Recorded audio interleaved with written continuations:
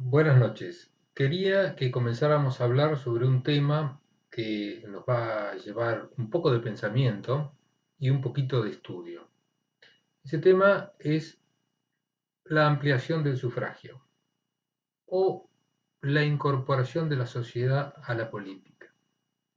Lo que vamos a tratar de pensar, lo que vamos a tratar de estudiar, lo que vamos a tratar de explorar es el modo en que se incorporó al ejercicio de los derechos ciudadanos, que hoy más o menos son reconocidos en casi todas partes del planeta, sobre la experiencia en general adoptada de una democracia pluralista y de partidos. Hay lugares que tienen partido único, pero estos son más bien la excepción que la regla. La regla son estructuras más o menos competitivas en las cuales los ciudadanos tienden a estar representados en partidos, que son una forma relativamente eficaz durante el siglo XIX y el siglo XX de ir incorporando a esos ciudadanos a la actividad política que han sido. Hoy se supone que están en crisis los partidos, que son formas mucho más porosas, mucho más coyunturales y menos permanentes.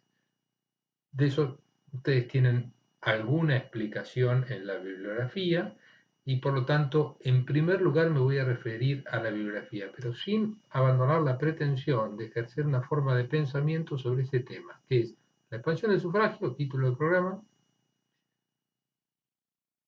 o la incorporación de la sociedad a la política, cómo se mete dentro de la representación, del ejercicio de la política, a un continente social que excede los marcos iniciales de esa política. Esa política tiene que ampliarse para poder incorporar a la sociedad, o bien tiene que propiciar que esa sociedad se incorpore a la política. Quizá la pregunta o los alcances de la pregunta permanezcan todavía inadvertidos, pero son muy, muy considerables desde el punto de vista teórico. De manera que con respecto a este tema, es muy importante cómo pensamos el asunto. Lo primero que tenemos que hacer, de todas maneras, es estudiar. Ustedes tienen bibliografía pertinente para este caso que yo les voy a comentar en esta primera parte de esta secuencia de videos. Quizá la bibliografía que más directamente los aboca a este tema es un capítulo de Hoffman titulado La política de la democracia. Este texto de Erich Hobsbawm explica este proceso al cual yo me estoy refiriendo desde la base, desde la percepción restrictivista. Esto es, Hobsbawm presupone, algo que está inscrito en la lógica de muchos estudios, que es la sociedad la que presiona por incorporarse a la política. Esto es que hay una demanda social de incorporarse a la participación pública y que frente a esto hay oligarquías restrictivistas que tratan de evitar esa participación.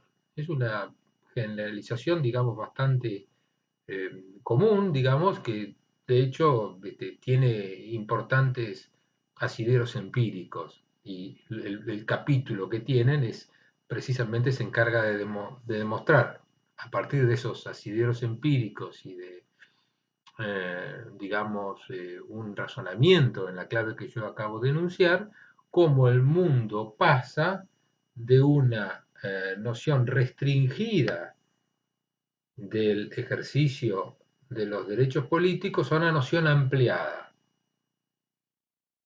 ¿Mm? A una noción ampliada.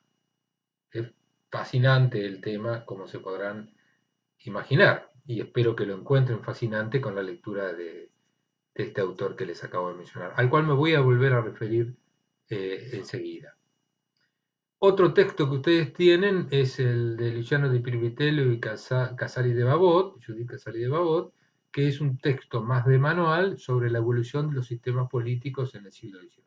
¿No? Ahí van a encontrarse distintas instancias importantes para esto, como sufragio censitario, que yo los voy a explicar ahora mucho más rústicamente.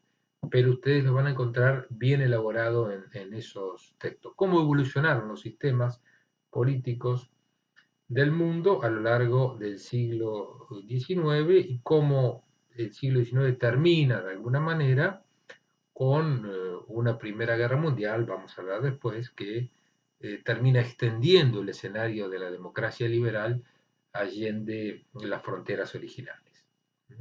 Esto es otro tema. Y después hay otra serie de textos que están emparentados con este tema, que son aquellos que se refieren, bueno, a los conflictos de clases. Ustedes tienen varios textos de Carlos Marx, particularmente uno, el del 48, después está el episodio de la Comuna y demás. En todo eso está involucrado el problema del sufragio. El sufragio en Francia, hay dos modelos en Europa esencialmente sobre la expansión del sufragio.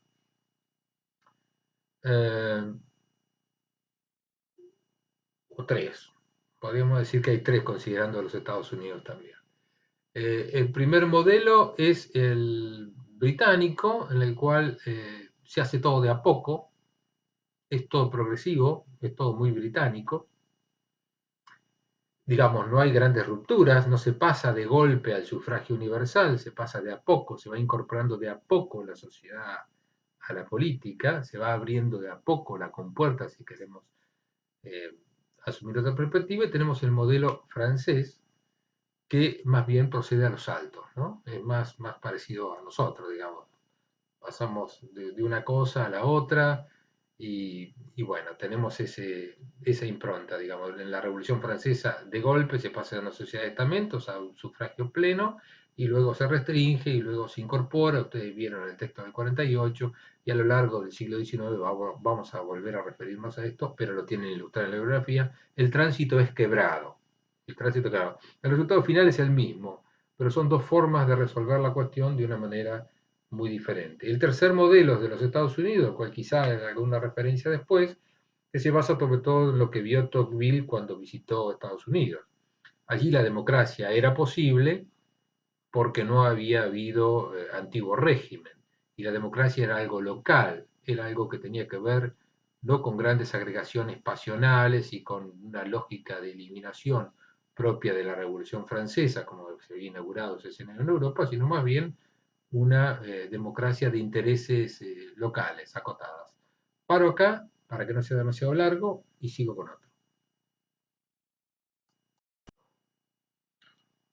Buenas noches. Quería que comenzáramos a hablar sobre un tema que nos va a llevar un poco de pensamiento y un poquito de estudio. Ese tema es la ampliación del sufragio o la incorporación de la sociedad a la política. Lo que vamos a tratar de pensar, lo que vamos a tratar de estudiar, lo que vamos a tratar de explorar es el modo en que se incorporó al ejercicio de los derechos ciudadanos, que hoy más o menos son reconocidos en casi todas partes del planeta, sobre la experiencia en general adoptada de una democracia pluralista y de partidos.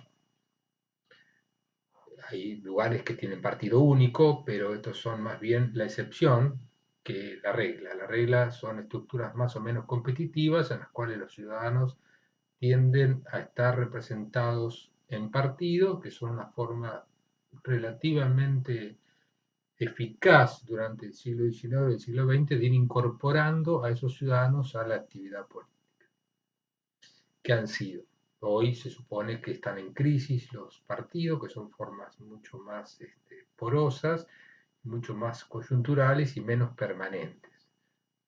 De eso ustedes tienen alguna explicación en la bibliografía y por lo tanto, en primer lugar me voy a referir a la bibliografía, pero sin abandonar la pretensión de ejercer una forma de pensamiento sobre este tema, que es la expansión del sufragio, título del programa, o la incorporación de la sociedad a la política, cómo se mete dentro de la representación, del ejercicio de la política, a un continente social que excede los marcos iniciales de esa política.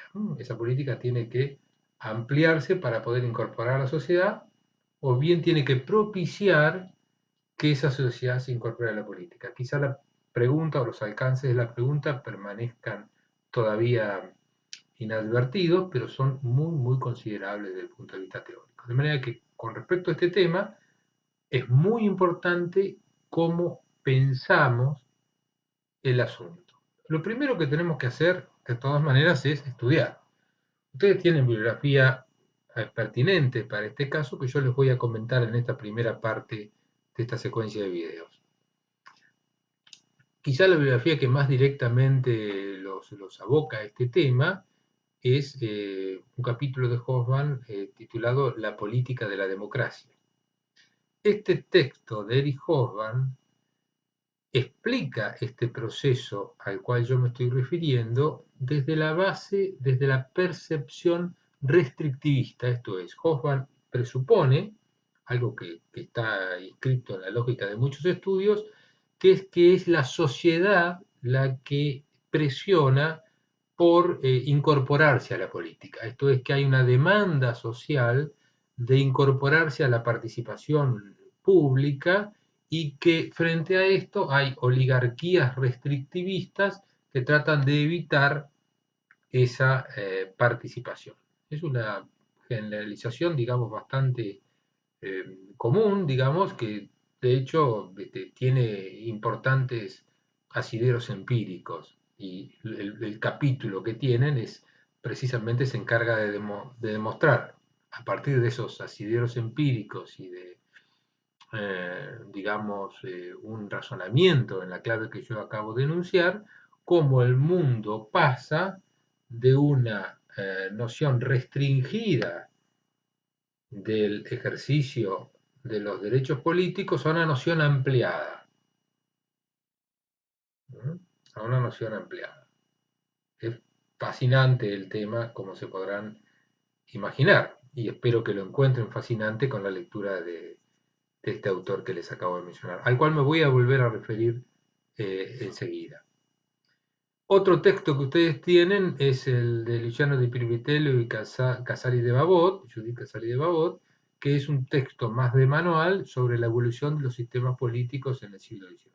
¿No? Ahí van a encontrarse distintas instancias importantes para esto, como sufragio censitario, que yo los voy a explicar ahora mucho más rústicamente, pero ustedes lo van a encontrar bien elaborado en esos textos. Cómo evolucionaron los sistemas políticos del mundo a lo largo del siglo XIX, y cómo el siglo XIX termina de alguna manera con una Primera Guerra Mundial, vamos a hablar después, que termina extendiendo el escenario de la democracia liberal allende las fronteras originales.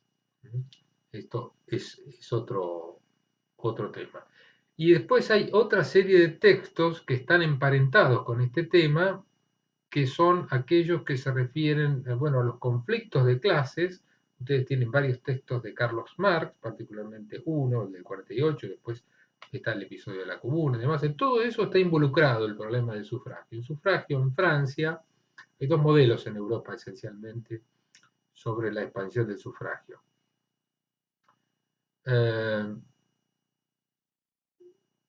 O tres. Podríamos decir que hay tres, considerando a los Estados Unidos también. El primer modelo es el británico, en el cual se hace todo de a poco, es todo progresivo, es todo muy británico. Digamos, no hay grandes rupturas, no se pasa de golpe al sufragio universal, se pasa de a poco, se va incorporando de a poco la sociedad a la política, se va abriendo de a poco la compuerta, si queremos eh, asumir otra perspectiva, y tenemos el modelo francés, que más bien procede a los saltos, ¿no? Es más parecido a nosotros, digamos. Pasamos de una cosa a la otra, y bueno, tenemos esa impronta, digamos. En la Revolución Francesa, de golpe se pasa de una sociedad de estamentos a un sufragio pleno, y luego se restringe y luego se incorpora. Ustedes vieron el texto del 48, y a lo largo del siglo XIX vamos a volver a referirnos a esto, pero lo tienen ilustrado en la bibliografía. El tránsito es quebrado. El resultado final es el mismo. pero son dos formas de resolver la cuestión de una manera muy diferente. El tercer modelo es de los Estados Unidos, cual quizá haga alguna referencia después, que se basa sobre todo en lo que vio Tocqueville cuando visitó Estados Unidos. Allí la democracia era posible porque no había habido antiguo régimen y la democracia era algo local, era algo que tenía que ver no con grandes agregaciones pasionales y con una lógica de eliminación propia de la Revolución Francesa, como se había inaugurado ese escenario en Europa, sino más bien una democracia de intereses locales, acotadas. Paro acá, para que no sea demasiado largo, y sigo con otro.